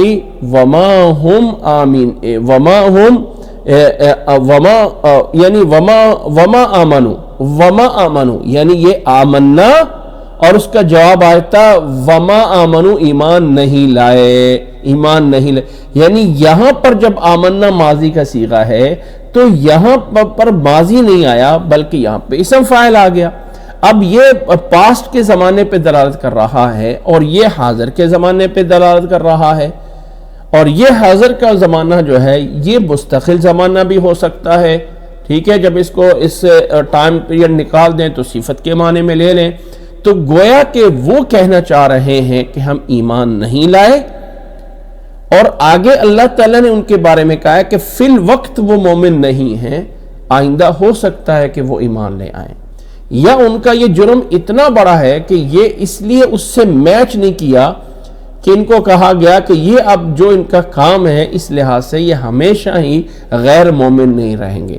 یعنی کلام میں اگر عام عربی زبان میں ہوتا تو یہاں اگر آمنا ہے ماضی کا صیغہ تو یہاں پر بھی ماضی ہی آنا چاہیے تھا اور یہ بنتا کہ وما آمنو کہ وہ ایمان نہیں لائے. وہ کہتے ہیں ہم ایمان لائے چکے ہیں، اور یہاں ہوتا کہ وہ ایمان نہیں لا چکے ہیں، نہیں لا چکے ہیں، یعنی وہی پاسٹ کا زمانہ آنا چاہیے تھا. لیکن واللہ عالم، لیکن اس میں فرق اس لیے ہے کہ یہ کلام ان کے جواب میں ہے اور یہ قول ان کا ہے، یہ بات ان کی ہے، انہوں نے کہی آمنا باللہ وبالیوم الآخر، اور یہ ان کا جواب ہے. جواب میں اس زمانہ الگ سے کیا گیا کہ یہ اس حالت میں جو کہہ رہے ہیں تو یہ ان کا ایمان کبھی بھی نہیں ہو سکتا ہے. وہ ماضی کے لیے کہہ رہے ہیں کہ ہم ایمان لا چکے اور ہمارا ایمان پکا ہو گیا، اور ان کے جواب میں یہ آیتی وما ہم بمؤمنین. یہ ہے اس آیت کو سمجھنے کی ضرورت ہے. اس سے اگلی آیت پھر انہی لوگوں کے بارے میں چل رہی ہے کہ وہ لوگ اب اپنا بیان کیا دیتے ہیں، یعنی اب ان کو کرتے کیا ہیں اور ان کے افعال کیا ہیں، ان کے کردار کیا ہیں، ان کے کام کیا ہیں. یہاں پر تو ان کا ایک اجمالی تعارف تھا کہ ایمان لائے اللہ پہ، آخرت پہ، اور کہا گیا کہ وہ مومن نہیں ہے، ایمان نہیں ہے ان کا. اب اپنے اس عمل میں کیا کرتے ہیں؟ یخادعون اللہ والذین آمنوا، یخادعون اللہ والذین آمنوا وما یخدعون الا انفسهم وما یشعرون.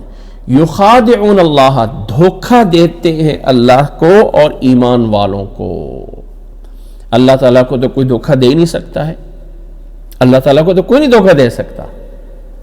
تو یہاں پر فرمایا دھوکہ دیتے ہیں اللہ کو اور اللہ اور ایمان والوں کو. وما یخدعون الا انفسهم وما یشعرون. یہاں پر بھی ذرا اگر دیکھے گا تو یہاں پہ یخادعون آیا ہے اور یہاں پر یخدعون آیا ہے. یعنی یہ بھی تو ہو سکتا تھا نا یخادعون اللہ والذین آمنوا وما یخادعون الا انفسهم، وما یخادعون، یہاں پر یخادعون اور یہاں پر یخدعون، یہاں پر یخدعون اور یہاں پر جو ہے یخادعون.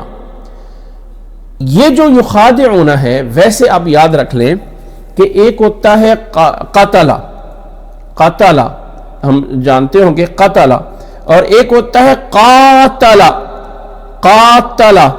قتل اور قاتل میں فرق یہ ہوتا ہے کہ قتل ہونا اس نے اس کو قتل کر دیا، ایک ہے فاعل اور ایک ہے مفعول. اور قاتل میں دونوں ہی فاعل ہوتے ہیں اور دونوں سے مشترکہ ہو کے وہ کام ہو رہا ہوتا ہے. یہ بندہ اس کو مارتا ہے، وہ آگے اس کو مارتا ہے. جب دونوں طرف سے لڑائی ہوتی ہے تو اس کے لیے قتال اور قاتل یقاتل بولا جاتا ہے. اسی طرح مخادعہ میں یہ خادع یخادع سے، جیسے قاتل قاتل، اور یہ جو ہے اس میں نہیں ہے. اب یہ جو قتل یقتل میں قاتل یقاتلہ آتا ہے، اس میں ایک ہی ہمیں معنی کا پتہ ہے اور وہ یہ ہے کہ اس میں مشارکت پائی جاتی ہے، دونوں ایک دوسرے کے قتل کے پیچھے پڑے ہوئے ہیں. اب یہاں پر اللہ تو دھوکہ نہیں دے رہا ہے اور نہ ہی ایمان والے دھوکہ دے رہے ہیں، دھوکہ تو وہ خود اپنے آپ کو دے رہے ہیں، لیکن ان کے لیے یہ مشارکہ والا ورب ایز اے اصرار کے آیا ہے کہ وہ اتنی کوشش کر رہے ہیں جتنے دو لوگ کوشش کرتے ہیں، دگنے طریقے سے اللہ اور اللہ کے رسول کو دھوکہ دینے کی کوشش کر رہے ہیں.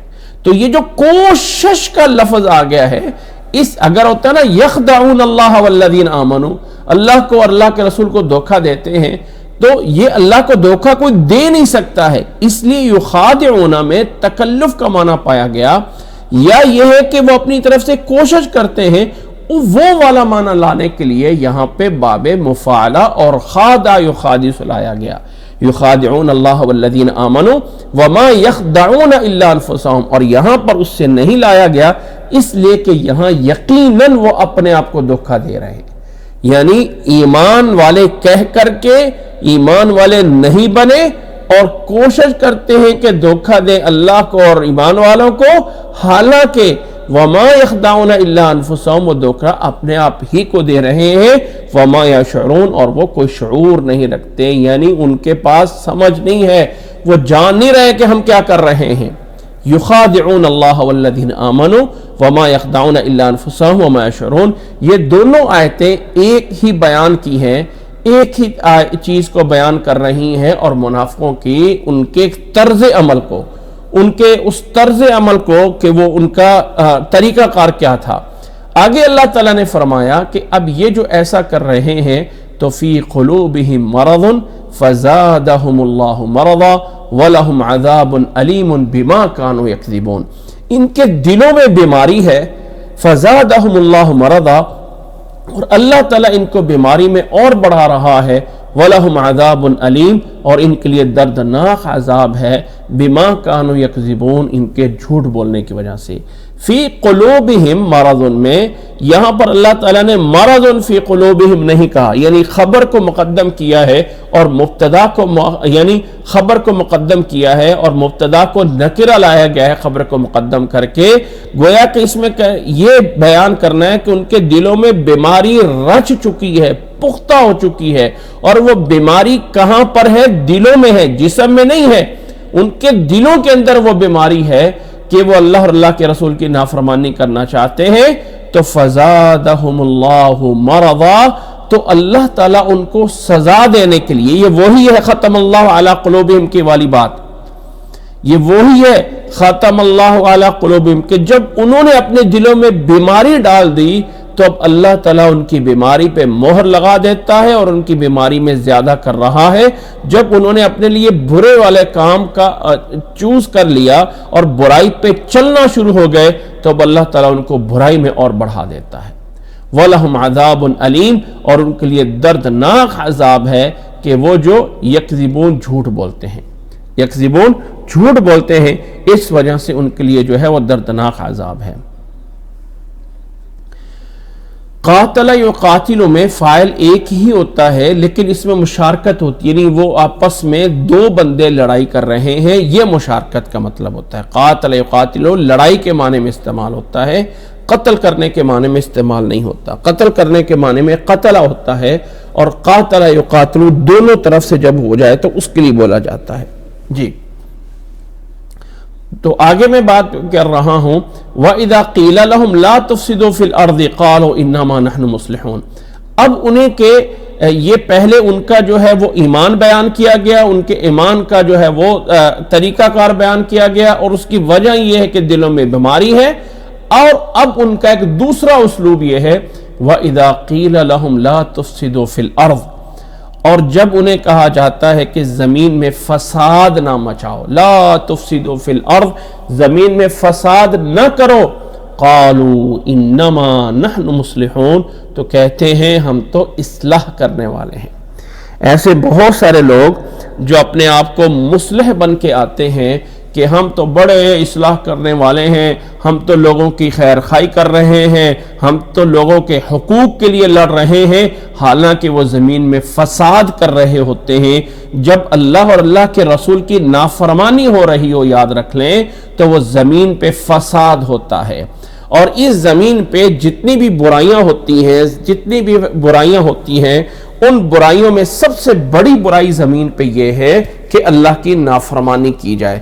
اور اس زمین کے جو حالات بدلتے ہیں, یہ اچھے حالات ہو گئے, یہ برے حالات ہو گئے ہیں, یہ اچھائی ہو گئی ہے, یہ برائی ہو گئی ہے, اس کے پیچھے بھی انسانوں کے اعمال ہوتے ہیں. سورۃ الروم میں چل کے ہم پڑھیں گے, اللہ تعالیٰ نے فرمایا ظہر الفساد فی البر والبحر بما کسبت ایدی الناس, زمین میں خشکی اور تری میں فساد اس لیے ہو رہا ہے کہ لوگوں کے ان کے ہاتھوں کی برے اعمال کمانے کی وجہ سے, ان ہاتھوں کے جو انہوں نے برے اعمال کماتے ہیں, برائیاں کرتے ہیں, ان کی وجہ سے زمین پہ فسادات آتے ہیں. گناہوں کی وجہ سے پہاڑوں میں زلزلے آتے ہیں، زمین پہ زلزلے آتے ہیں، سمندروں میں طغیانی آتی ہیں، رزق جو ہے وہ کم ہو جاتے ہیں، فلاں ہوتا ہے، بارشیں رک جاتی ہیں، یا اللہ کی طرف سے عذاب آتے ہیں۔ وجہ کیا ہوتی ہے؟ انسانوں کے اعمال۔ بری حکومتیں آ جاتی ہیں، حکومتوں میں لڑائیاں ہو جاتی ہیں، جنگیں لگ جاتی ہیں۔ مین پیچھے بنیاد کیا ہے کہ ان کا اپنا جو ہے کہ ان کے اندر گناہ پیدا ہو جاتے ہیں۔ تو اللہ تعالیٰ نے یہاں پر منافقوں کے اس گناہ کو، اللہ پہ ایمان لانا اور آخرت پہ ایمان نہیں لا رہے ہیں، رسول کے نافرمانی کر رہے ہیں، اس کو اللہ تعالیٰ نے لا تفسدوا فی الارض کہہ کے پکارا ہے کہ یہ زمین میں فساد ہے جو وہ کر رہے ہیں۔ قالوا انما نحن مصلحون، وہ کہتے ہیں کہ ہم اصلاح کرنے والے ہیں۔ فرمایا الا انہم هم المفسدون ولکن لا یشعرون، خبردار، تنبیہ ہے، ایک زور سے کلام بتایا گیا، خبردار وہ لوگوں یاد رکھ لو، اس طرح کے لوگ انہم هم المفسدون، یہی لوگ ہیں فساد کرنے والے۔ جیسے پیچھے تھا نا اولئک هم المفلحون، یہاں پر انہم هم المفسدون، بے شک یہی لوگ، یہاں پر ایک انا سے تاکید کی گئی، پھر اس کے بعد ضمیر فصل لا کے تاکید کی گئی، پھر اس میں المفسدون کہہ کے الف لام لگا کے بات کو پکا کیا گیا کہ بے شک یہی لوگ ہیں زمین میں فساد کرنے والے، ولکن لا یشعرون، لیکن یہ لوگ شعور نہیں رکھ رہے، سمجھ نہیں رکھ رہے۔ اللہ اکبر، یہاں پر ایک بات سمجھنے والی ہے، ایک بندے کو صحیح اور غلط کا پتہ نہیں ہے، ایک بندے کو صحیح اور غلط کا پتہ ہی نہیں ہے اور وہ غلط کام کر رہا ہے۔ کیا کسی چیز کے علم نہ ہونا اس کے لیے عذر بنتا ہے؟ یعنی مجھے نہیں پتا ہے یہ حلال ہے یا حرام ہے اور میں وہ حرام کیے جا رہا ہوں، مجھے پتا نہیں ہے وہ حرام ہے، تو کیا مجھے اس کا گناہ ملے گا؟ مجھے پتہ ہی نہیں ہے، ایک بندے کو ایک حرام چیز کا نہیں پتا ہے اور وہ حرام کام کر رہا ہے، تو کیا وہ اس کو مجرم ہے، بنا اس کو گناہ ملے گا؟ اس کو پتہ نہیں ہے۔ ایک ہے جان بوجھ کے حرام کام کرنا اور ایک ہے پتہ نہیں ہے اور انسان غلط کام کر رہا ہے۔ تو یاد رکھ لیں اللہ تعالیٰ نے منافقوں کے بارے میں جو لا یشعرون کہا ہے، انہیں سمجھ نہیں ہے، انہیں پتہ نہیں ہے، اور پھر بھی ان کے جرم کو جرم قرار دیا ہے۔ تو علم نہ ہونے کی بنیاد پہ گناہ کرنا، کچھ لوگ کہتے ہیں نا جانو نا، تمہیں پتہ چل گیا نا تو پھر تمہیں گناہ ملنا شروع ہو جائے گا، جب تمہیں پتہ ہی نہیں ہے تو غلط کام کر رہے ہو، تمہیں گناہ کس چیز کا ملے گا؟ یاد رکھ لو، گناہ ہی ہے، پتہ ہے یا نہیں ہے، اس کام کو کر رہے ہیں تو گناہ ملے گا۔ یہ مت سمجھے کہ عدم علم، کسی چیز کا علم نہ ہونا یہ عذر بن جائے گا گناہ کے لیے، تو نہیں، کسی چیز کا نہ جاننا یہ عذر نہیں ہے۔ وہ جی یہ لوگ تو نافرمانیاں کرتے ہیں، ان کو پتہ نہیں ہے، یہ لوگ شرک کرتے ہیں، ان کو پتہ نہیں ہے، یہ لوگ فلانا کام کر رہے ہیں، ان کو پتہ نہیں۔ بھائی نہیں پتہ ہے تو تب بھی گناہ مل رہا ہے۔ اللہ تعالیٰ نے فرمایا کہ وَلَٰكِن لَا يَشْعُرُونَ، لیکن وہ شعور نہیں رکھتے ہیں، گناہ کر رہے ہیں تو ان کا گناہ ہے۔ آگے پھر اللہ تعالیٰ نے پھر ان کی مزید مذمت فرمائی اور فرمایا وَإِذَا قِيلَ لَهُمْ آمِنُوا كَمَا آمَنَ النَّاسِ، جب انہیں کہا جاتا ہے کہ ایمان لاؤ اس طرح جس طرح کے لوگ ایمان لائے ہیں۔ اب یہاں پر آمن الناس میں وہ لوگ ہیں جو اللہ کے نبی صلی اللہ علیہ وسلم پہ ایمان لائے تھے، اور یہاں پر الناس سے مراد کون ہے؟ رسول اللہ صلی اللہ علیہ وسلم پہ لانے والے سچے مسلمان، سچے صحابہ۔ اب یہاں پر نوٹ کریں، لفظ ایک ہے لیکن دونوں سے الگ الگ لوگ مراد ہیں۔ یہاں پر فرمایا وَمِنَ النَّاسِ مَن يَقُولُ آمَنَّا بِاللَّهِ، کچھ برے لوگوں کے لیے ناس بولا گیا، اور یہاں پر انہی برے لوگوں کو دوسرے لوگوں کے لیے جب بنایا گیا تو ان کے اوپر بھی ناس بولا گیا ہے۔ یہاں سے مراد اور لوگ ہیں اور وہاں سے مراد اور لوگ ہیں۔ ان سے جب کہا جاتا ہے کہ ایمان لاؤ جیسے کہ دوسرے لوگ ایمان لائے ہیں، قالوا انؤمن کما آمن السفہاء، تو کہتے ہیں ہم ایمان اس طرح لائیں جیسے کہ کم عقل لوگ ایمان لائیں۔ عربی میں یہ جو صفحہ ہے یا سفیہن ہے، یہ جو ہے یعنی تھوڑے عقل والے اور تھوڑے سمجھدار یعنی تھوڑی سمجھ والے لوگوں کے لیے استعمال ہوتا ہے. جیسے ہم اپنی زبان میں کسی کو بے وقوف کہہ دیتے ہیں، کس کو تو کسی چیز کا پتہ ہی نہیں ہے، تو کم لوگوں کے لیے، کم سمجھ والے لوگوں کے لیے جو ہے یہ سفیہن کا لفظ استعمال ہوتا ہے. قرآن مجید میں اور کتنی جگہوں پہ جب یہ لفظ آیا ہے، قرآن مجید میں ایک جگہ پہ صفا یا کے نام سے بھی، صفا یا کے نام سے بھی اگر اس کا روٹ بنا جائے تو اللہ تعالیٰ نے اس کے لیے، یاد رکھ لیں یہ بات سمجھانا ہمیں، اس لیے میں سمجھانا چاہتا ہوں کہ یہ جو صفحہ کا لفظ ہے نا، سفیہن کا جو لفظ ہے، جیسے پیچھے کے لفظ ضلال گزرا تھا، تو وہ لفظ ضلال کا معنی جو گمراہی ہے، اس گمراہی کی بھی پھر آگے لمٹ ہے.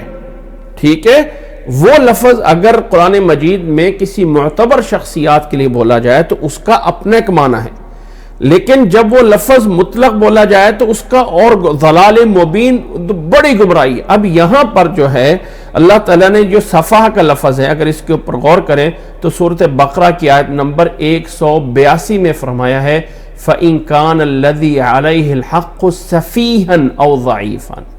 سفیہ اور ضعیف نہ سمجھ کے، یہ مذمت کے لیے نہیں بولا گیا، بلکہ اگر کسی سے قرضہ لیا جا رہا ہے اور وہ قرضے والا جو ہے اتنا بھولا بھالا سا ہے، تو اس بھولے بھالے کے لیے بھی لفظ سفیہن بولا گیا ہے، جس کی جمع سفہاء آتی ہے.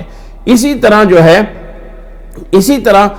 ہے یعنی وَإِنَّهُ كَانَ يَقُولُ سَفِيهُنَا عَلَى اللَّهِ شَطَطًا، یہاں پر سفیہنا جو ہے وہ انتہائی برے اور شیطان کے بارے میں بھی بولا گیا ہے.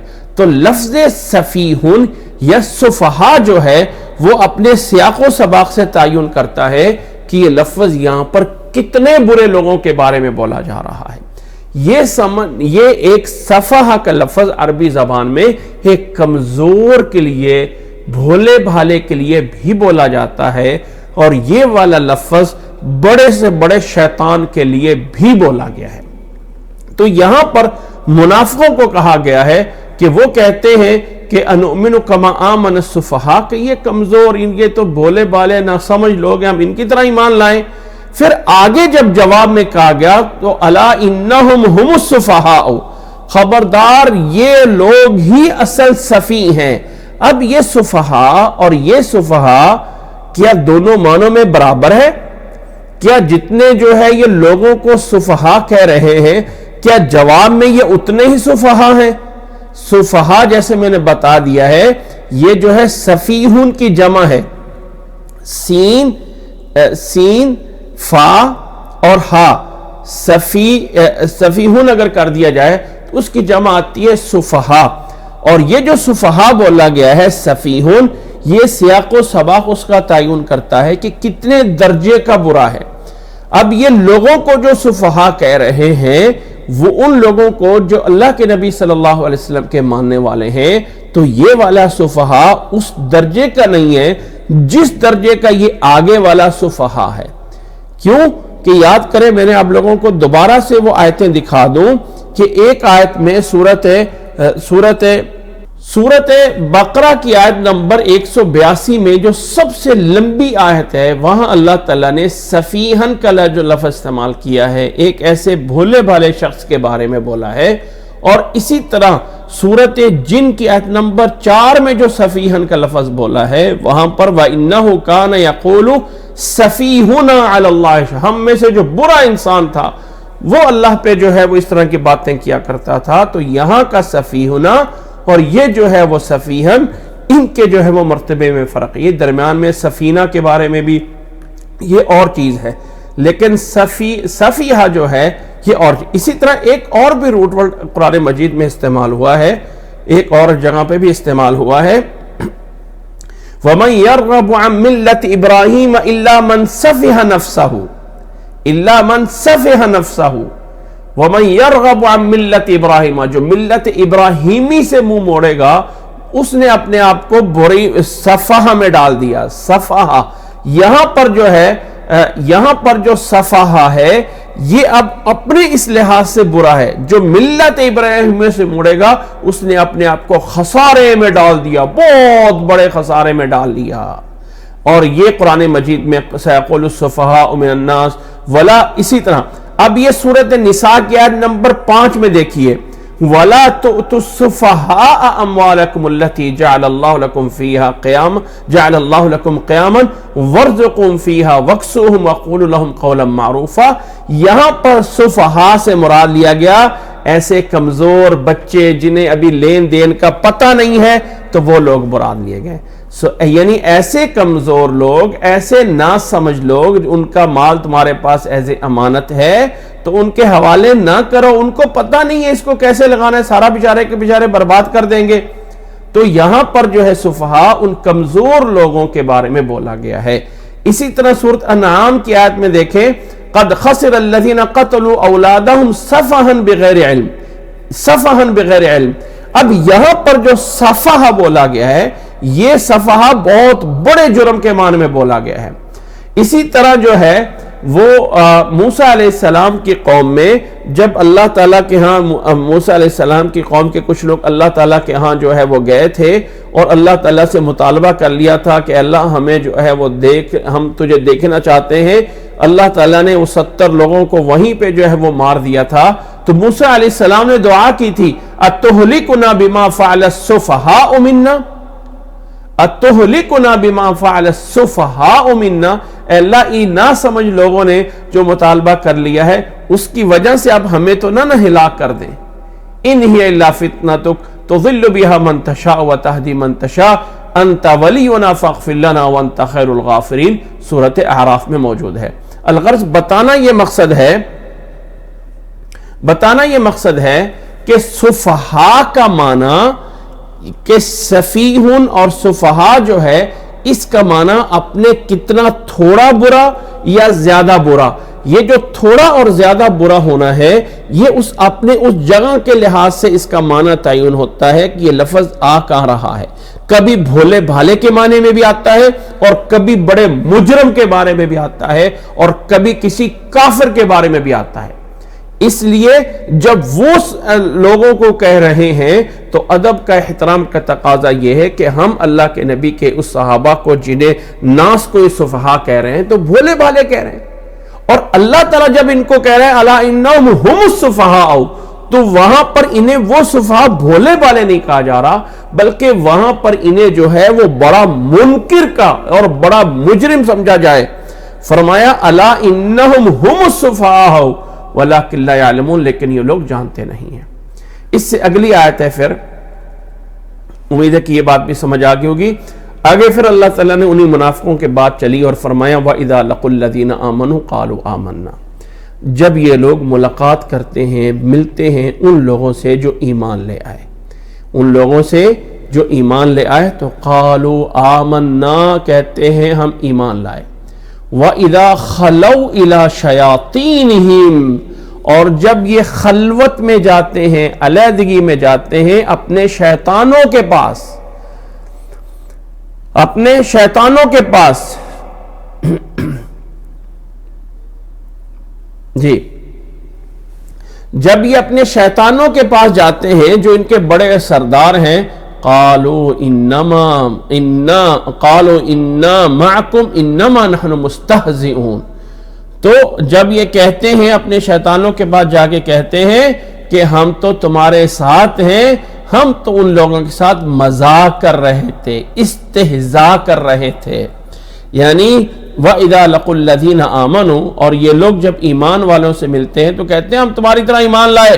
اور جب خلوت میں, یعنی گویا کہ ظاہری طور پہ یہ نہیں ظاہر کر سکتے تھے اس لیے علیحدگی میں جاتے ہیں. اور شیاطین, یہاں پر جو شیاطین ہیں اس سے مراد وہ ابلیس نہیں ہے جو جن ہے اور انسانوں کا دشمن ہے, آدم علیہ السلام کو سجدہ کرنے سے انکار کر دیا تھا, نہیں. یہاں پر شیاطین سے مراد انسانوں کے شیاطین جو تھے, جو ان کے سردار تھے, ان کے پاس جب یہ لوگ علیحدہ جاتے تھے تو انہیں کہتے تھے انا معکم, تمہارے ساتھ ہیں, ہم تمہارے ساتھ ہیں. انما نحن مستہزئون, ہم تو مذاق کرتے ہیں, یعنی مسلمانوں کے ساتھ جا کے ظاہر کرنا ہم تمہارے ساتھ ہیں، تو ہمارا مذاق ہے۔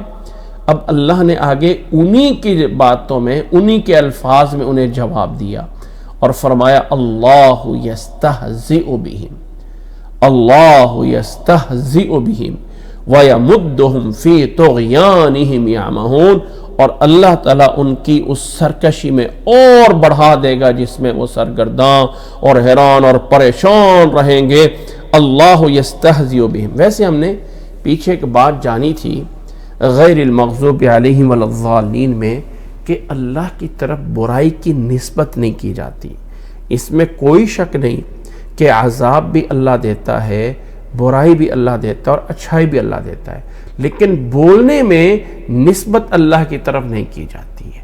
بولنے میں نسبت انہیں یہ ان کے ساتھ مذاق کیا جائے گا یہ کہا جا سکتا تھا، ان کو عذاب دیا جائے گا یہ کہا جا سکتا تھا، لیکن یہاں پر چونکہ ایک نزاکت تھی اور آنے والے لوگوں کو اس روش اور طریقہ کار سے منع کرنا تھا، تو واضح کر دیا گیا کہ اگر وہ مذاق کر رہے ہیں تو اللہ ان پر مذاق کرے گا۔ اب اللہ تعالیٰ کا یاد رکھ لیں، یہاں پر ایک بات مجھے تھوڑی سی اشارہ کر دیتا ہوں کہ یہ جو اسماء حسنہ ہیں جو قرآن مجید کے عموماً شروع میں لکھے ہوتے ہیں، اور قرآن مجید کے یہاں پر یہ جو قرآن مجید ہمارے پاس ہوتا ہے اس کے پہلے والے یہاں پر اور یہاں پر یہ سارے جو ہے بتائے جاتے ہیں اسماء الحسنہ، یہ جو بتائے جاتے ہیں یہ میں انشاءاللہ ویسے تو ان پر جا کر بات کرنی ہے، وہاں پہ وَلِلَّهِ الْأَسْمَاءُ الْحُسْنَى انشاءاللہ تعالیٰ آئے گا، وہاں جا کر جو ہے وہ ان پہ بات کرنی ہے، لیکن اشارہ کر دینا چاہتا ہوں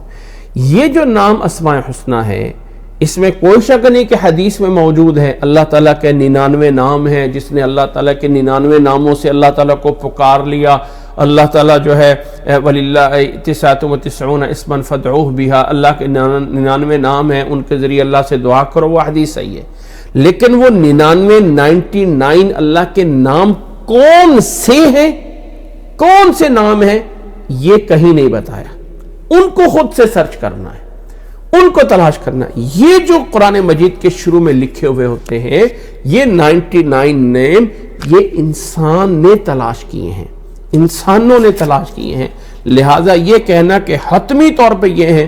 اب ان ناموں کے اندر کچھ ایسے نام بھی ہیں، کچھ ایسے نام بھی ہیں جو صحیح نہیں ہیں۔ اب مثال کے طور پہ میں آپ کو بتاتا ہوں، نفع دینے والا کون ہے؟ اللہ تعالیٰ۔ نقصان دینے والا کون ہے؟ اللہ تعالیٰ۔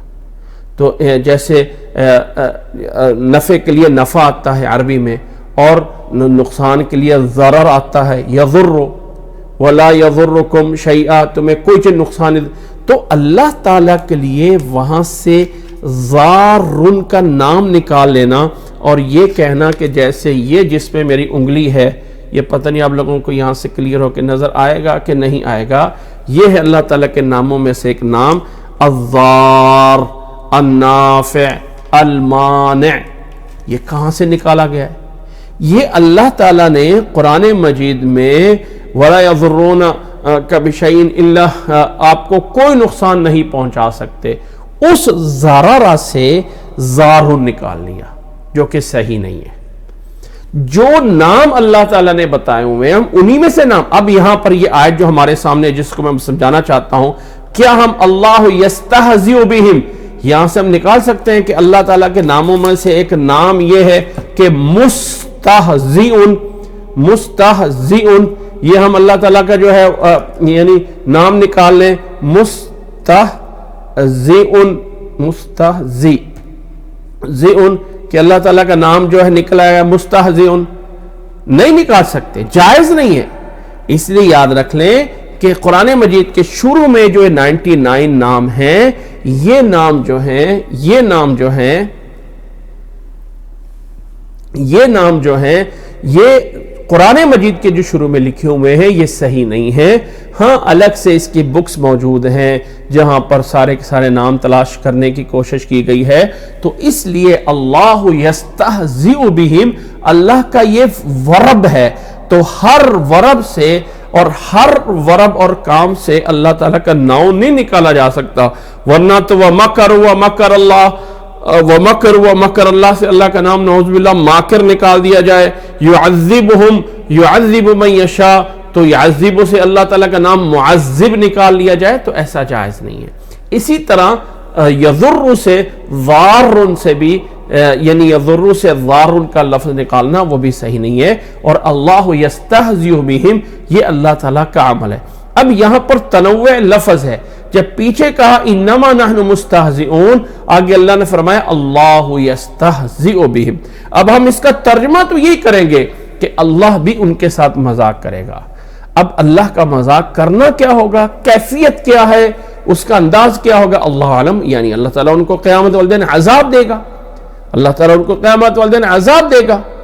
وَيَمُدُّهُمْ فِي طُغْيَانِهِمْ، اور اسی طرح دنیا کے اندر اللہ تعالیٰ جو ہے ان کو ان کی سرکشی، طغیان ہوتا ہے کسی چیز میں حد سے بڑھ جانا، حد سے آگے نکل جانا، اللہ تعالیٰ ان کی سرکشی میں انہیں جو ہے وہ بڑھاتا رہے گا. اب یہاں پر وہی بات آ گئی کہ جب انسان برائی کا راستہ اختیار کر لیتا ہے تو اللہ تعالیٰ اس کو پھر اس برائی پہ اور چلا دیتا ہے. جب انسان اچھائی کا راستہ تلاش کر لیتا ہے تو اللہ تعالیٰ اس کو اس اچھائی پہ اور چلا دیتا ہے.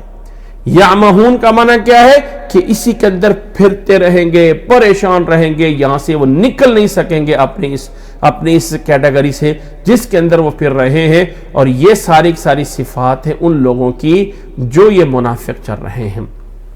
اب آگے اللہ تعالیٰ نے ایک آیت میں پھر ان کے بارے میں فرمایا، ایک اور آیت میں کہ اولئک الذین اشتروا الضلالۃ بالہدی فما ربحت تجارتهم وما كانوا مہتدین. یہاں آ کے آیات کا ایک انداز پورا ہوتا ہے. اب اس انداز کو اگر آپ سمجھیں کہ یہی لوگ ہیں جنہوں نے گمراہی کو خریدا ہے ہدایت کے بدلے، یعنی ہدایت کو چھوڑ دیا اور ضلالت اور گمراہی جو ہے انہوں نے لے لی ہوئی ہے. فما ربحت تجارتهم، ان کی یہ تجارت کوئی نفع والی نہیں ہے. وما كانوا مہتدین، اور نہ ہی یہ ہدایت یافتہ ہوئے. اب اگر ان آیات کو، قرآن مجید کی آیات ایسی ہیں، اگر ان آیات کو اب شروع سے لے کے آخر تک ایک لڑی میں پرونا چاہیں تو پرو سکتے ہیں. سورۃ فاتحہ میں کیا کہا؟ پوری سورۃ فاتحہ کی مرکزی آیت ہے اہدنا الصراط المستقیم، یعنی پہلے اللہ کی تعریف کر کے مانگا کیا ہے؟ اللہ ہدایت دے دے. ٹھیک ہے. قرآن مجید میں سورۃ بقرہ شروع ہوئی تو کہا یہ کتاب کیا ہے؟ ھدی للمتقین. اب متقین کا اینڈ کیا ہوا؟ اولئک علی ھدی من ربہم، اولئک علی ھدی من ربہم. ٹھیک ہے. اب آگے منکروں کے اور کافروں منافقوں کے دو گروپ چلے ہیں. پہلے کافر تو ان کے لیے عذاب عظیم ہے، اور پھر منافق چلے تو یہاں پھر منافقوں کی آ کے ایک بات پوری ہوتی ہے، اور وہ فرمایا اولئک الذین اشتروا الضلالۃ بالہدی، انہوں نے ہدایت کے بدلے گمراہی لے لی اور ان کی تجارت نفع والی نہیں ہے. وما كانوا مہتدین، اور یہ ہدایت یافتہ نہیں ہوئے. اب اگر آپ قرآن مجید کی شروع سے لے کے یہاں تک آیات کا ربط کریں گے تو یہ قرآن مجید ہدایت دینے کے لیے آیا ہے. ہدایت اللہ تعالیٰ سے مانگی جائے، اس راستے پہ چلانے والا اللہ تعالیٰ ہے، اور منافقین اسی راستے سے جو ہے وہ دور ہٹ رہے ہیں. اولئک الذین اشتروا الضلالۃ بالہدی فما ربحت تجارتهم وما كانوا مہتدین. یہاں آ کے ان منافقوں کا انجام پورا ہوتا ہے. آگے کی آیت میں اللہ تعالیٰ ان کی مثال دیتا ہے، ان کی مثال دیتا ہے کہ یہ مثال ہے، ان کی مثال ہے. اور یہ مثال جو ہے اس مسئلے کو سمجھنا ایک الگ پورا موضوع ہے کہ اللہ تعالیٰ منافقوں کی مثال دے کے سمجھاتا ہے کہ ان کا انداز کیا ہے. اچھا، اس پوری آیات میں ایک غور سے دیکھیں گے تو کہیں نہ کہیں یہ پہلو ضرور رہا ہے اللہ تعالیٰ کی طرف سے کہ شفقت کا انداز. اللہ تعالیٰ نے براہ راست نہیں کہا کہ وہ لوگوں تم تو سیدھا تمہاری ایسی کی تیسی ہوگی، تم ایمان نہیں لاتے ہوتی ہو. نہیں، ان کے طرز عمل بیان کیے. اور قرآن مجید ہمیشہ صفات پہ حکم لگاتا ہے، شخصیات پہ نہیں بولا. کہیں عبداللہ بن ابی بن سلول کا نام نہیں لیا، بلکہ ان کے وہ کام ذکر کیے تاکہ بعد والے لوگ، قیامت تک کے لوگ اس طرح کی حرکتوں سے بچ جائیں. وہ منافق کون تھے کون نہیں تھے ان کو چھوڑو، اس غر سے نکل گئے.